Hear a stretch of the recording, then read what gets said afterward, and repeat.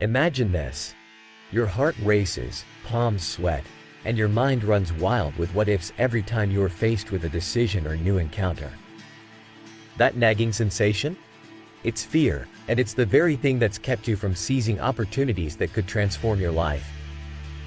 But let's dive in. How do we conquer this menacing opponent? Here's the deal. Banishing fear entirely is a myth.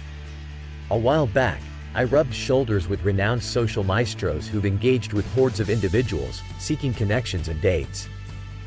Despite their experience, they still battle nerves with each new conversation. Yes, the butterflies persist. This is our reality. Fear is a constant companion. But I come bearing a silver lining. When you stare down fear and refuse to retreat, that fear shrinks, if just marginally. Visualize your trepidation as an unyielding 100 out of 100. The mere thought of social interaction paralyzes you. Now, picture you gather your courage, initiate conversation, and it's awkward. Your words falter, you're visibly uneasy, but you did it. The next time you're in a similar scenario, that formidable 100 dips to 99.5. Persist in this manner, engaging with people, and watch as your fear steadily diminishes, your confidence muscles flexing with each interaction. Undertake this for a period, say a season, and your fear may halve. Push through for a year, and it could quarter. The apprehension never vanishes entirely, but it reaches a manageable level where it doesn't consume you. It no longer cripples your ability to act. However, be wary. If you allow fear to dictate your actions, to send you scurrying, it will grow. If you avoid confronting it, even for a month, it will reclaim its power. Give it a year, and it's back to ruling your world with an iron fist. Fear is a beast that can't be slain, but it can be tamed. The battles you choose, the moments you decide to face it head on, that's where you draw the line. Your actions today dictate the strength fear holds tomorrow. Understanding this, let's commit to this journey together. If you find value in what you've learned, remember, a little show of appreciation goes a long way. You'll find the link for that in the description. Now, I'd love to hear your thoughts. What actions will you take from this video to implement in your life? Before we part ways, if you haven't already, I encourage you to subscribe, hit like, and ring that notification bell. By doing so, you empower yourself with the wisdom to keep fear at its lowest, to lead a life of bold actions and fulfillment. Onward to a life where fear takes a backseat, and you, my friend, are in the driver's seat. Let's expand our horizons today and delve into a tale of unfathomable determination and triumph over adversity. Imagine facing the world devoid of sight, sound, and speech. Now, picture overcoming these challenges to achieve greatness. That, gentlemen, is the profound story of Helen Keller, whose life has become a beacon of limitless potential and iron-willed resilience. Stick with me, and today, you'll learn how embracing the bulldog mindset can turn the darkest of situations into a narrative of success and inspiration. Helen Keller was welcomed into the world in the heart of Alabama on a summer day in 1880. She came into life as a curious and bright child, exhibiting the beginnings of speech at the tender age of just 6 months and taking her first steps on her very first birthday. However, her trajectory of typical development was violently interrupted at 19 months when a severe illness robbed her of her sight, hearing, and subsequently her capacity for conventional speech. Adapting quickly to her new reality, young Helen developed rudimentary methods of communication ranging from simple gestures to mimicking actions indicative of her desires, like the motions of cooking when she was hungry. At just 5 years old, she had already mastered essential household tasks such as folding clothes, a testament to her quick learning abilities. Yet, she yearned for more, baffled by the intricate dance of people's lips and the sounds she could no longer hear. A turning point came when Helen executed a little bit of mischief by locking her mother in the pantry. This signaled to her parents the urgency in finding her an educator.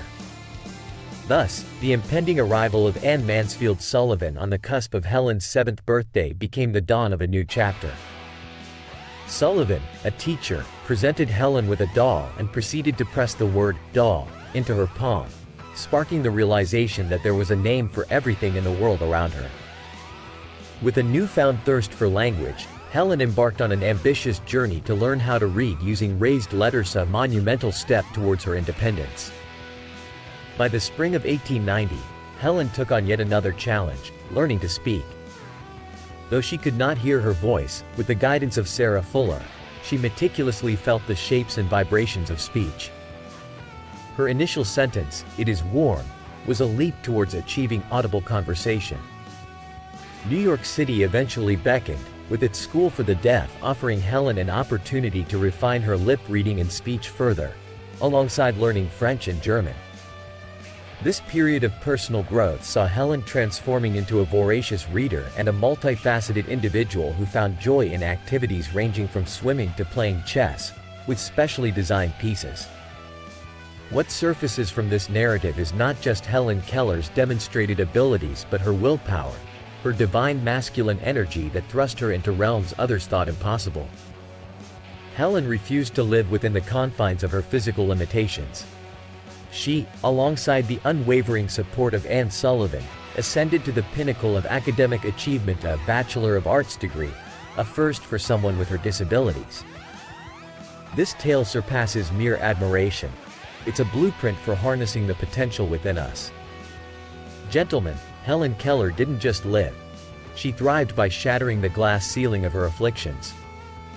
So, as you mull over the lessons from today, consider how you can apply this relentless spirit to your own life. Do you resonate with her tenacity? Will you channel your frustrations into actions that echo Helen Keller's enduring strength? Share your thoughts on which actions from this fascinating story you're inspired to integrate into your life. If you found value in this compelling journey of dedication and spirit, remember that showing appreciation through a generous tip is always welcome. Find the link in the description. Don't forget, subscribing and ringing the notification bell will align you with a like-minded community that seeks to emulate the strengths of history's most formidable figures. Now go, channel the wisdom that speaks volumes through the legacy of Helen Keller, and forge your own path of success and personal excellence. Folks, have you ever walked into a crowded room and felt as though every eye was scrutinizing you, judging your every move, maybe even chuckling behind your back? If this rings true, you've landed in the perfect spot. Today, we'll tackle that beast we call social anxiety and give you actionable strategies to not just cope with it, but to conquer it. At its core, social anxiety serves a purpose. It's an evolutionary tool crafted to shield us from the sting of rejection. Long ago, to be shunned by one's tribe meant certain doom. Fast forward to today, society has evolved, but our ancient defensive instincts still kick in. Despite the fact that rejection isn't a matter of life and death in our modern environment, our response remains unchanged. Those with social anxiety are often trapped in a cycle of judgment, or at least that's the perception.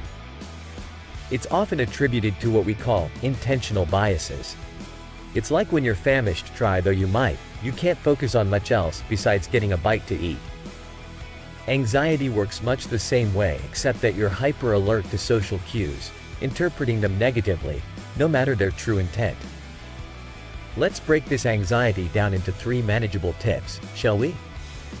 First up, grasp the concept of the spotlight effect. Many believe they're the focus of everyone's gaze far more than they actually are.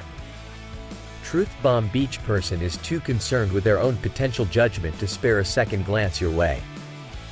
Recognizing this liberating reality is the first step. Next time you're out, reassure yourself with this thought and make a habit of focusing more on others than on yourself.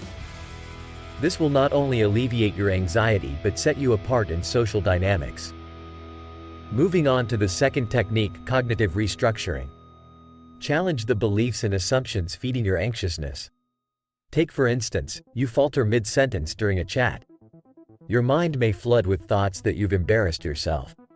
Counteract this by reminding yourself that a tiny slip-up like stuttering is human and likely went unnoticed thanks to the aforementioned spotlight effect. Keep tabs on the negative thoughts you have when out and about. Note them down later, and debunk them one by one. Last, but certainly not least, embrace exposure therapy. The more you avoid your fears, the larger and more daunting they grow. On the flip side, confronting your fears can teach your body and mind that it's not as scary as you believed, and this can gradually diminish the anxiety you feel. Begin small. Show gratitude to service staff, exchange pleasantries with strangers in queues, and progressively increase these interactions.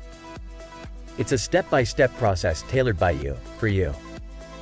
To wrap it up, remember folks, these tips are just the beginning of your journey towards mastering social dynamics. And now, I can't stress this enough, if you found value in our conversation today, consider subscribing to the channel. Becoming a part of our community means having a wealth of strategies and insights at your fingertips. Tap that like button, ring the bell, and empower yourself towards transformation. Reflect on today's discourse and ask yourself, what steps am I ready to incorporate into my life to quell the anxiety and thrive socially? It's your move. For those of you that stayed till the end, we've traversed quite the journey today. As always, if the content today added a notch to your belt of wisdom, feel free to show your appreciation. A virtual tip as a token of gratitude for the value shot your way. The link awaits you in the description. Remember, embarking on the path of self-improvement is a marathon, not a sprint. I keep charging forward, gentlemen. Until next time, stay sharp, stay strong.